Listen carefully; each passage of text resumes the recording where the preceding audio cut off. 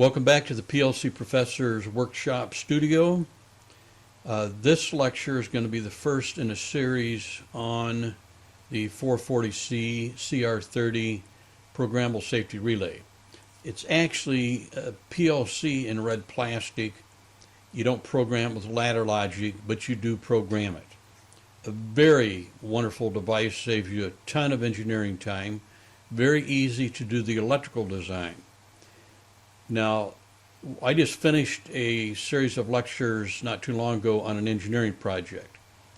That engineering project is now in a state where I'm going to travel to Texas tomorrow to commission it. That has a CR30 on it, compact logics, 3 FANUC robots, and some other goodies.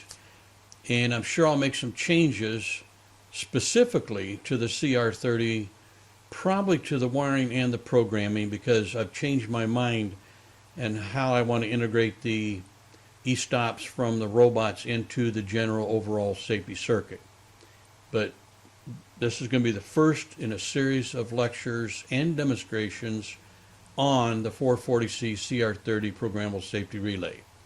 Let's jump in there and start doing this. Using the 440C-CR30 22 BBB as the focal point of the safety system in your project. This product, this device, is absolutely a time saver. It's so easy to use, easy to do the electrical design. Having designed safety circuits for years, this thing is almost like going from a relay to a PLC. These devices, circuits, are designed to prevent humans from overriding the system that provides the very safe conditions that are needed for the humans.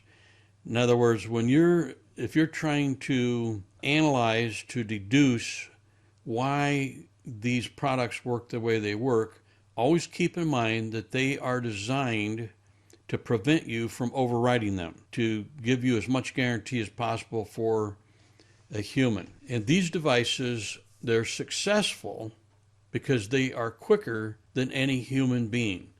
As fast as you could do anything to override it, it's performing checks or tests that recognize that you're trying to override it, and it faults it, shuts it down.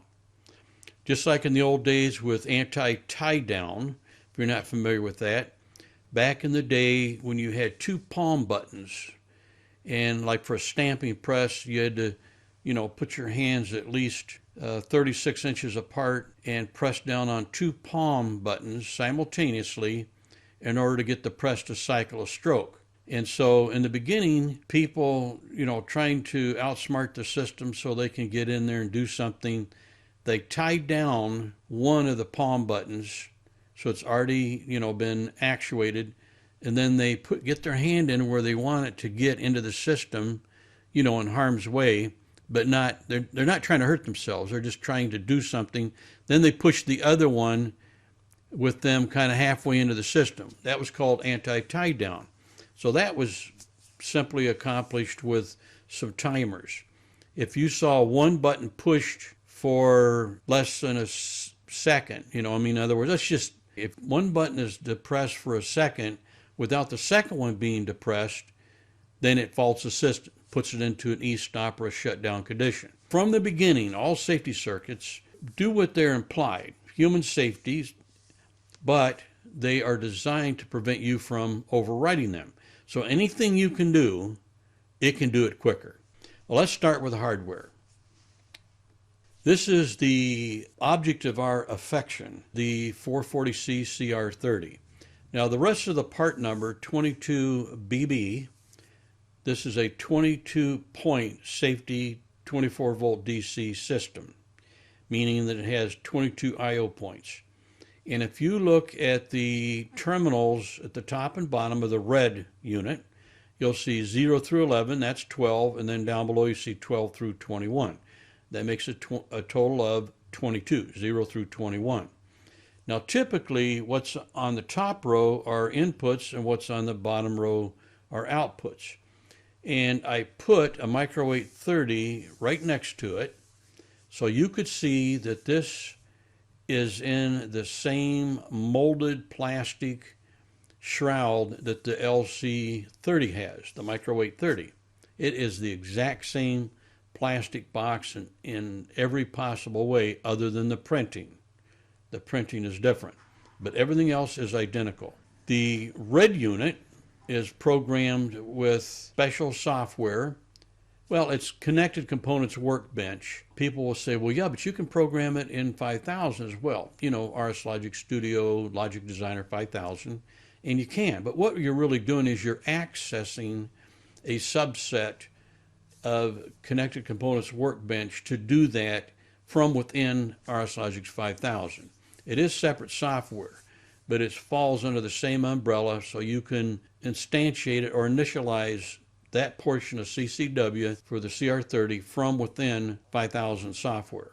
The major difference between these two devices, one red, one gray, is the red one is designed specifically for safety applications, and it's programmed with a function block diagram type of logic that has one level of inputs, one level of outputs, in between it, two levels of logic. So it is limited logically, but you're going to find it's going to cover all the bases for practically anything that you can imagine to do. Probably the biggest difference would be underneath the plastic, and that would be the hardware. The electronics, that is the nuts and bolts, the transistors, integrated circuit chips, circuitry, in the red box is completely different than that in the gray box. In the gray box, the top row, those 12 inputs, they are strictly inputs. Their circuitry can sense a voltage. In other words, they act as the load on the field wiring from sensors. Those 12 terminals can sense a change in state or a change in voltage. And on the bottom, of course, the first two are power into the controller, but the others, 12 through 21, they are designed to drive a load. In other words, they put out a voltage or switch a voltage on and off to an output device. Whereas in the red plastic, almost all, if not all, of these I/O points, all 22, have input and output capabilities. Some of them you can use as inputs or outputs. Some of them that you can only use for inputs actually have circuitry for outputs connected to it. Now, if you're confused, don't worry about it. We'll clean this up. A 440C-CR30, I'm guessing they call it CR30 because it is a Micro 830 plastic. Okay, now let's look at the specifications for the person in red here. It has only 2 communication ports, and you're looking at them. You can see a round DIN connector. That's RS-232 non-isolated serial. And then you see the square USB 2.0.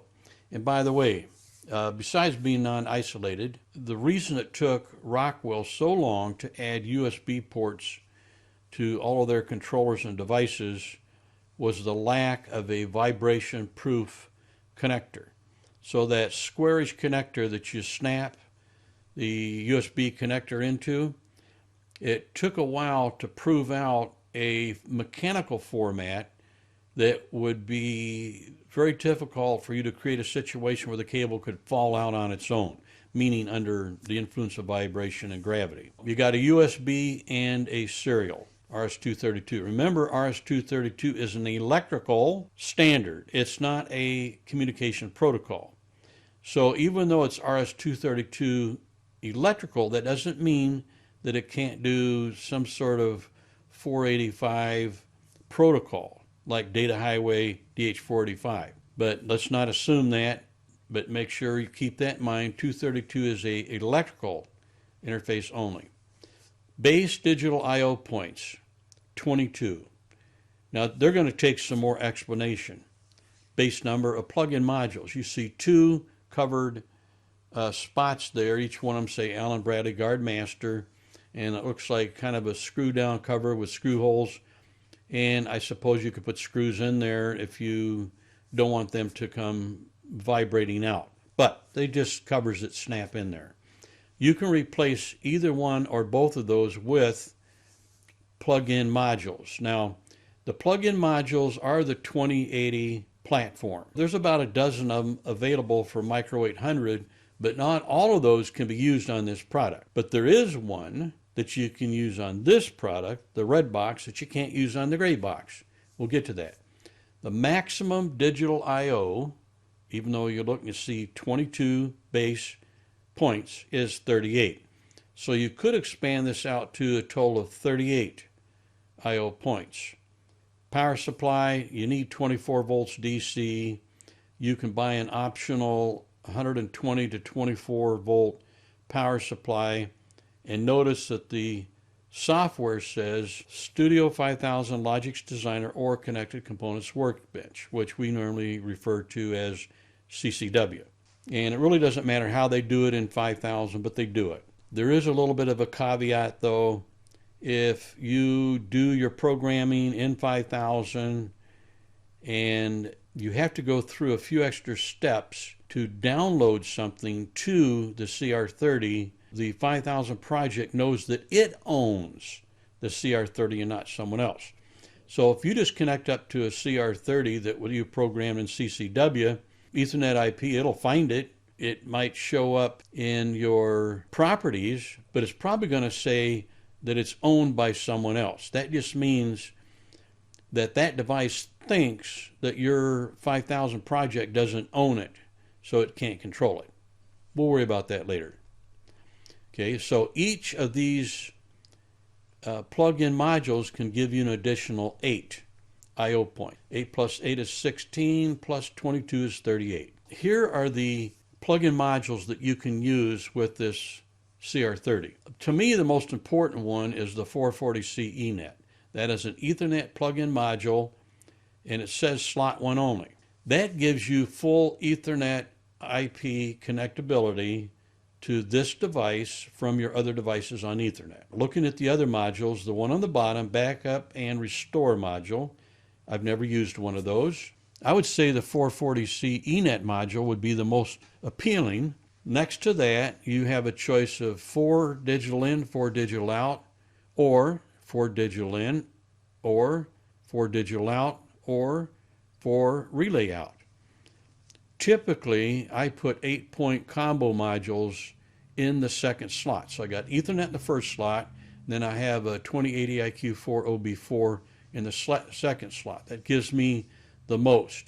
I'm typically not in need of individually isolated relay outputs, but keep in mind that you can do that. So let's look at the I/O type and number. Input only, 24 volt DC sync. There are 10 of them. Now look up at the top row of terminals on your red box, and you see that 0 through 9, that's 10 terminals, are bracketed right above the numbers, and then 10, 11 are separate. So these are input multi-purpose terminals you can use as input 24 volt DC sync, just like the first 10. The first 12 can all be used as input 24 volt DC sync. However, 1011 can also be used for single wire safety input. And that's important, an important note to make right now when it comes to your electrical design. Next, if you look down at the bottom, you see DC 24, 0 or common. That's self-explanatory. Then you got 12 through 17 and 18 and 19, and then you have 20 and 21. You see our next 3 categories, 6, 2, and 2. Multi-purpose terminals. Now look at this, folks. You have 6 terminals that can be input 24 volt DC sync, which means added to the first 12, you could have 18 input 24 volt DC sync inputs. These first 6 here on the bottom can also be test outputs or output 24 volt DC source. Not sync, but source. And then you've got 18 and 19, it's output only, 24 volt DC source. So 18 and 19 can only be used for 24 volt DC source, just like 0 through 9 in the first row up there, input only, 24 volt DC sync. If you look at those 10 and then the 2 down there second from the bottom, those are straight up, used straight up as 24 volt DC inputs and outputs. The last 2, 20 and 21, output multi-purpose terminals. Again, you can use those for output 24 volt DC source. So if you look at the third, fourth, and fifth columns here, that's 6 output 24 volt DC, plus 2 is 8, plus 2 is 10. So you can have 12 inputs and 10 outputs 24 volt DC if you like. Also, the last two, 20 and 21, can be used as single wire safety outputs. Now, I'm not going to stop and explain the difference between test inputs, test outputs. There's also OSSD. An output signal switching device is an electronic device used as part of a safety system of a machine. It provides a coded signal which, when interrupted due to a safety event, signals the machine to shut down.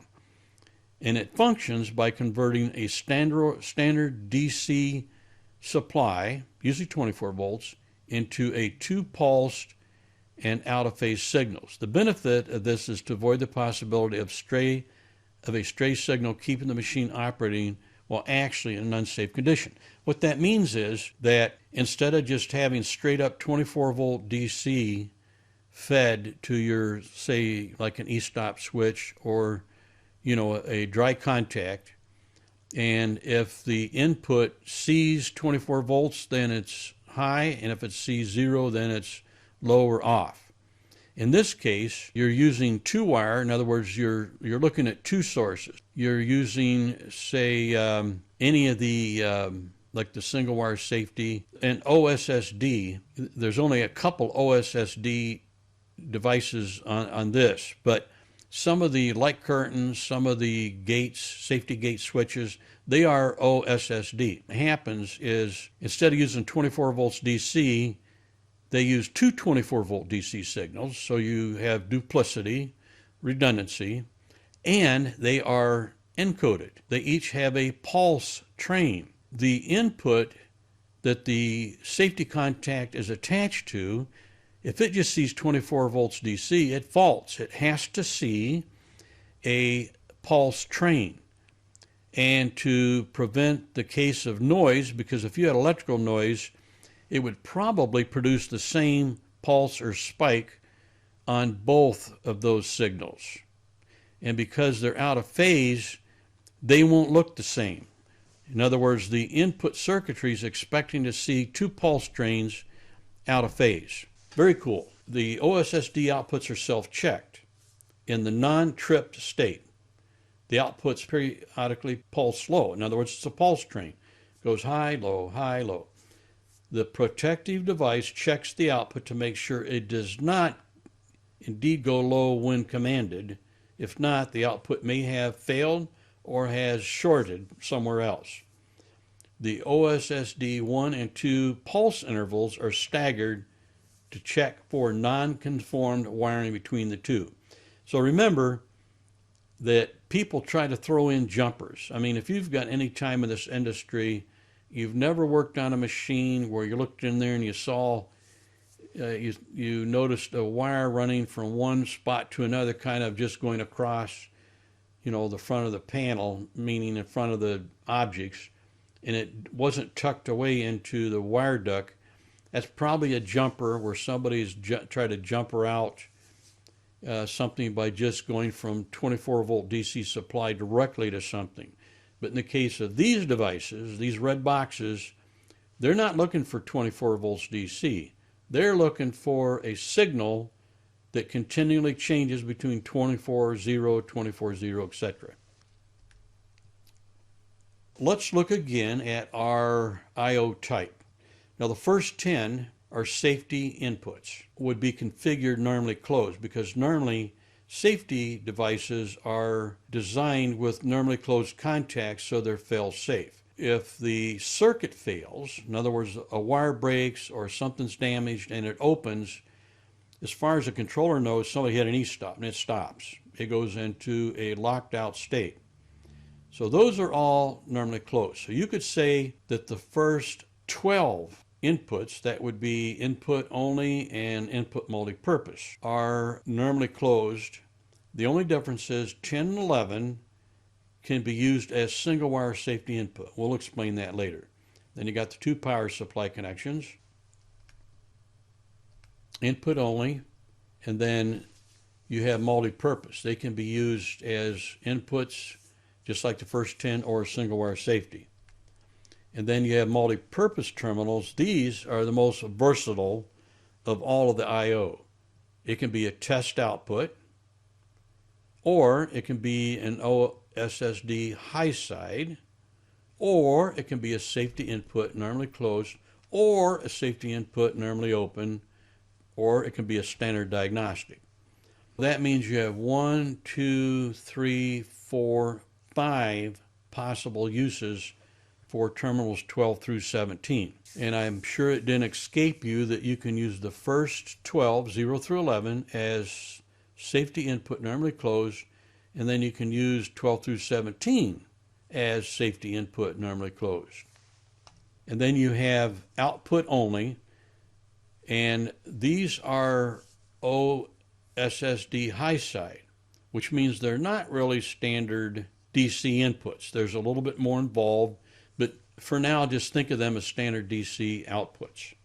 If I said inputs, I meant outputs. And then you've got the multi-purpose outputs, and it can be OSSD high side or single wire safety output. Okay, so this should get you thinking. First of all, you should realize right up front here that there's more to this than meets the eye when you first look at this product. You know, when you look at it as an LC30 in red plastic, now all of a sudden it's not so simple. But this gives you a ton of versatility in designing your safety circuit. The maximum terminals allowed. Safety inputs normally closed 18. Safety inputs normally open 6. So that would be 0 through 17 for the first category, and then 12 through 17 for the second. Single wire safety input, only 2. Single wire safety output, only 2. Now, this is interesting. Pulse test outputs, only 6, and that would be 12 through 17. OSSD safety outputs, 10. That would be 12 through 21. Non-pulsed standard outputs, just 6. Okay, now let's look at a system. We've got design software. You need to connect to the CR30 either through Ethernet, and now notice that my red box has a gray plastic box in slot 1 of the plug-in modules. That's the Ethernet module, and you see a blank label on it. Right below it you see a MAC ID. So they give you the MAC ID right on the front. You can use bootp to configure this to whatever IP address you want. You can go in with USB and then configure the IP and then go in through Ethernet through this module. Okay, so that's the CR30. You can hook it up to several different HMI platforms and directly to controllers through Ethernet IP. So this is typical of the projects we're going to do. Typically, we are going to have just the CR30 and its safety circuit, and we will have to use the design software. In the project that I'm working on out in Texas, I do have a panel view plus that is connected up to a Compact Logic's L27ERM, and I am using a faceplate on the panel view that's designed for the CR30. In other words, I can instantiate a class of objects into the HMI software that has screen objects already made up, and all I have to do is attach it basically to the Ethernet address for the CR30, and I've got all kinds of status. We take the CR30, the red plastic box, we pop out that little cover, and we snap in a 440C Ethernet module, module. I threw in this photo. This came from Rockwell, and it shows 2 of them in a system. I can tell by the wire colors on the one on the left. You see the pink wire? That's almost a dead giveaway that you've got some sort of OSSD device like a light curtain or a safety gate switch connected up to it. But on the second one, you don't see that pink wire, so you're probably not connecting up an OSSD device. You could be. And then down below you see red and black wire for power, and you see something connected to some of the other terminals. I see one wire, it looks like it's on 19 or 20, it's hard to tell, but let's not drift off here too far. Both of these have Ethernet, not just one. Okay, these are the 5 modules out of the 14 plug-in modules available for the Micro 800 controller family. There are a dozen different ones. Only 5 of these have any kind of duty with the CR30. And of course, the one that's the most exciting is the Ethernet. So there's 6 then. And in the chart I originally showed you, there were 6. So aside from the Ethernet module, you know why it's not in this group? Because the Ethernet module, at least right now today, in 2022, you cannot use that Ethernet module with a Micro 800 controller. You can't snap it into a plug-in slot and add Ethernet to a Micro 830, but you can to a CR30. That's why it's not in this group, because I took this image from Rockwell and it shows the dozen modules that you can use with Micro 800, which does not include Ethernet, but Ethernet is used with the CR30, plus these 5. This is my system right behind me over my right shoulder. You see I have the eNet module and the IQ4 OB4, and I'm really not using all of the I/O on that expansion module. So I've added 8 I/O points to the 22 base, so I have a total of 30 I/O points. And these are the modules that we're most interested in, and that would be the IQ4 OB4, 4 in and 4 out, and you have to have version 6 or later. But just keep in mind, if you've got an older CR30 and you want to use some of these plug-in modules, check the firmware on it. And a reminder, the input and output signals of these modules are not safety rated. They must only be used for standard control functions. So that IQ4 OB4 and what I've got hooked up to it, I think it was reset. I probably hooked up the reset button to one of those 2 inputs. But we're going to stop right here. I've already gone longer than I normally like to go. I realize that I think, you know, that some people are so used to getting their education and their knowledge in just fast-paced little segments that to sit and listen to something and ponder it for more than 10-15 minutes is painful. And of course, I'm not the most demonstrative and passionate and eloquent speaker that's doing this type of material. So I'm going to stop right here, and I'm going to continue on in another video. So that was kind of the hardware, but I'm not done with the hardware yet, because the next section is going to talk more about the electronics and how they do the testing. So we'll start with that in the next video. Thank you very much for watching. You have a great day.